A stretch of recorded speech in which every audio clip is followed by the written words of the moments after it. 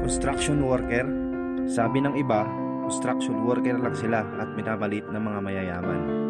Pag may bagong itatayo na building, sila ay nakatuod sa laki, design, taas at higit sa lahat, ganda ng itatayo nila.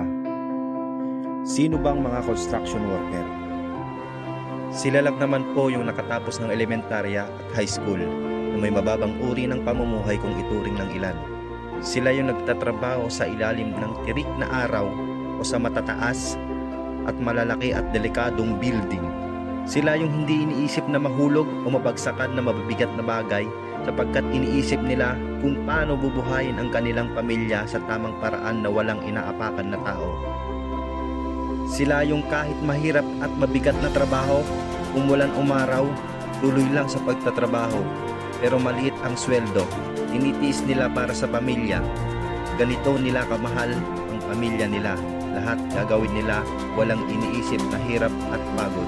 Martilyo, lagari, pala, welding machine at iba pang gamit ang nagsisilbi sa kanila na ballpen.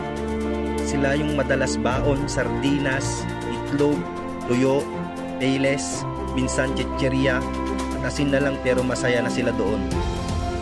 Isa sila sa pilit pinagkakasyang maliit na sweldo at minsan kulang pa. Be proud dapat tayo sa kanila. Construction worker lang kung tawagin sila.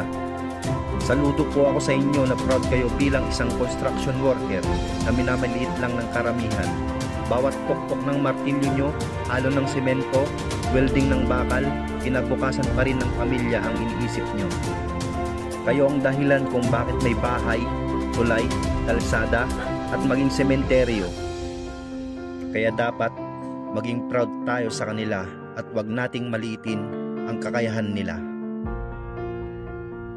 Kaya paki-like and share kung naging proud din po kayo sa kanila.